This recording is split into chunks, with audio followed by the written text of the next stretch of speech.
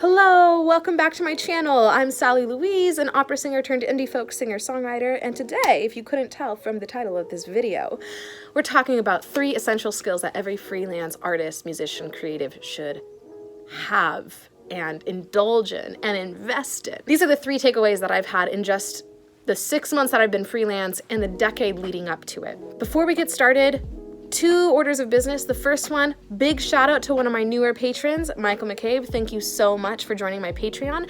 If you are curious as to what goes on my Patreon, I put up all my recordings, exclusive video and photo content. I do polls on there and you can give me your opinions on things. Link is in the description if you want to join. You can join for $5 a month and get all the goodies. If you want to join for $10, $20, $50, sky's the limit, baby. And you can buy it as a yearly subscription if that's just easier than a monthly subscription. So check it out down below. Every little penny helps. It's been huge for funding my EP, which comes out this year. I'm very excited. And 2, second order of business is, if you like this video and want more like it, make sure to like down below and subscribe and click the bell so that way you know when the next video comes out. And without further ado, let's get into the 3 essential skills. Feel the fear and do it anyway. What does that even mean? Well, back in college, my roommate would ask me this one question that totally changed my life. What would you do if you had no fear? Take a moment. What would you do if you had no fear? Man, I would do so many things. And what's funny is at the time, the sky really was the limit. The world was my oyster. I had no bitterness about the world. And I think that's very common among young people. It's really easy to be like, oh yeah, I can do whatever. It's the naive rookie mindset.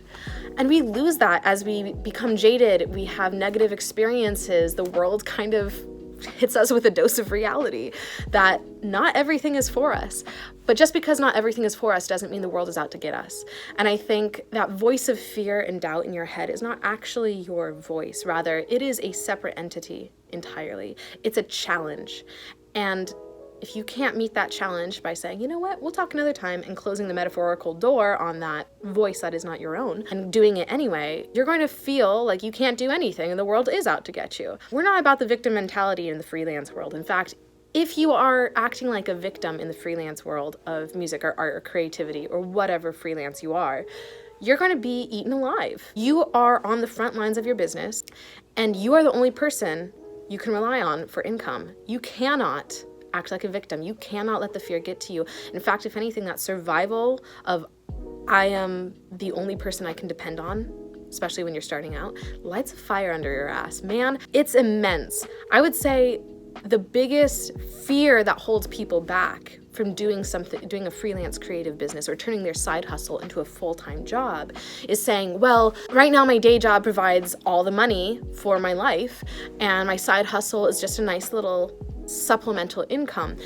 As soon as my side hustle produces enough money, I'll quit my day job to pursue my side hustle and make it full-time. The problem with that mentality is fear. You're scared that the second you let go of that day job, you're never going to be able to financially withstand the world. 2, you feel like you're free-falling, everything's uncertain. You won't be able to catch yourself. You don't trust your abilities. You're going to fail. The thing is if you don't give your side hustle, giving it the time of a full-time job, it will never become full-time. You will never... Do you hear that? I'm currently in the studio and it's right next to a bakery and that's a loading dock. Ignore the beeping. If you don't give yourself the full amount of time to do your side hustle, to turn it into a full-time job, it will never become a full-time job. And that is the free fall that people are afraid of. That is the jumping out of a plane and having to create your parachute as you fall. It's terrifying. But the beauty of those who do it anyway is exactly that. They do it despite the fear. Lean into that uncomfortability, baby. We love the uncertain here. I say this from experience, and I say this also as a little advice to myself because I have trouble with the uncertain as well. So, that's better. I needed a little change of scenery. So number 2, creativity on command. That is something that a lot of freelance creatives don't realize they have to do until they're finally freelancing. Suddenly, people hire you to write a song, to paint, to create a brand for them from scratch, on a deadline and you're being paid, and suddenly the pressure is on to create something and be artistic and be original. And that's terrifying. In fact, creativity on command stunts people sometimes. It halts them, it paralyzes them, and you feel like you can't do the thing you're supposed to do. Again, fear is at play here. Moving past the fear and doing it anyway is the first step. The second step of creativity on command is showing up every single day and doing it, no matter how far you get, how little you accomplish that day, or how much you accomplish that day. The muse has to meet you halfway, baby. Something that a lot of creatives struggle with is self-discipline when it comes to creating and being artistic. And I think those who do succeed are self-disciplined, have a regimen and routine, show up. I'm still working on this. In fact, some days I wake up and I'm like, I really should be showing up. And then I don't. I'm human, so is everyone else. But that's something that is key to success. You've got to show up in order to create on command. I kind of want to show you my music studio now.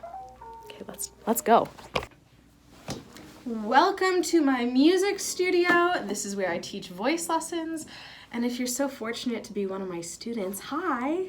The third and final essential skill you need as a creative freelancer is self-led continuing education. It means you get curious about the world, have a lust for life, look at the world through new eyes and think, what can I learn next? What skill can I do? What new hobby, what new genre, what new idea, what new technique can I learn and apply? For me, it's about being open to new opportunities and trying things I wouldn't have otherwise tried. For example, in the first month of being freelance, I was offered 2 opportunities outside my comfort zone. The first one was being hired for a wedding band, and 3 days later, performing at my first wedding, a 3-hour set, songs I had to learn from scratch. And a second opportunity was singing a jazz show, a 2-hour jazz set, never sung a jazz set in my life, with an 8-piece band. I had to learn 5 hours of music within 2 weeks and perform live with a full band in front of a large audience twice. I made no less than 50 mistakes on either night, but I had so much fun, and now I can do it. In fact, I get up and I have no problem leading a band, and I get up and I can sing 6 to 10 hours worth of repertoire because I've learned that much over the past 6 months. So just because it's scary, what was that, kids? You feel the fear, but you do it anyway. 2, you have to be creative on command, right? You're on a deadline, you're getting paid, you're going to have to show up to the gig and do it, whether you like it or not, and whether you make a mistake or not. And 3, you have to be open to learning, and that includes making mistakes. In fact, that's the biggest part of learning. You don't make any progress if you're just successful all the time. You make progress if you fail, and you go, how can I do that better? And you do it better the next time. That's progress. All that said, those are my 3 essential skills for being a creative freelancer. If you have any other skills or ideas or questions you would like me to talk about in further depth, drop them in the comments below. If you've liked this video and enjoyed watching, like the video, share it with your friends, and be sure to subscribe. It means so much to me, especially since I'm fighting a computer algorithm. Anyway, I hope you have a great rest of your week, or a great rest of your day, or whatever you're doing. Do something weird this week, and do it despite the fear. Okay. Have a great day, guys. Bye.